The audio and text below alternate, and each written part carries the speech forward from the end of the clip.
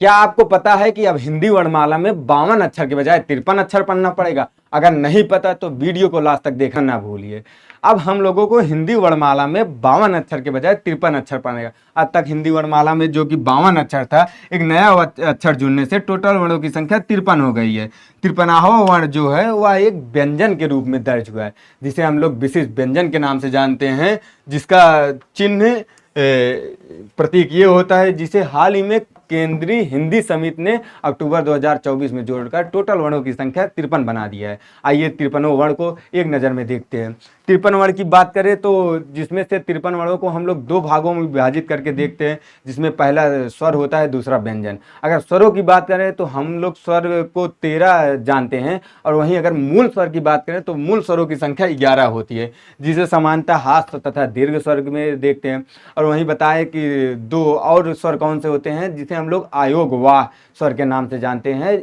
इसके जुड़ने के बाद टोटल स्वरों की संख्या 13 हो जाती है। आयोग वाह की बात करें तो दो हमारे पास आयोग वाह स्वर होते हैं, जिसमें से विसर्ग और अनुस्वार स्वर होते हैं।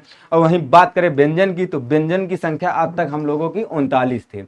एक नया व्यंजन जुड़ने से टोटल व्यंजनों की संख्या 40 हो गई है। अगर 40 व्यंजन की बात करें तो जिसमें से हमारे पास ऊष्म स्पर्श व्यंजन के रूप में देखते हैं, जिसकी संख्या 25 होती है, जिसे समानता का वर्ग, चा वर्ग, टा वर्ग और टा वर्ग तथा पा वर्ग के रूप में देखा जाता है। अगला व्यंजन की बात करें तो वो है हमारा अंतःस्थ व्यंजन, जिनकी संख्या 4 होती है, जिसे हम लोग क्रमशः या, रा, ला, वा के नाम से जानते हैं। वहीं अगला व्यंजन की बात करें जिसे हम लोग उस व्यंजन के नाम से जानते हैं, इनकी भी संख्या 4 होती है, जिन्हें हम क्रमशः सा हा के नाम से जानते हैं। वहीं अगला व्यंजन की बात करें जिसे हम लोग संयुक्त व्यंजन के नाम से जानते हैं, इनकी भी संख्या 4 होती है, जिन्हें हम क्रमशः छ, त्रंग, ज्ञा और स्रा के नाम से जानते हैं। अगला जो दो व्यंजन है उसे हम लोग द्विगुण या उच्छिप व्यंजन के नाम से जानते हैं, इनकी भी संख्या 2 है, जिसे हम समांतर डा और ढा के रूप में देखते थे, जो कि अब तक के आगामी परीक्षा के लिए बहुत ही इंपॉर्टेंट था। लेकिन ये जो अगला व्यंजन है, जिसे हम लोग विशिष्ट व्यंजन के नाम से जानते हैं,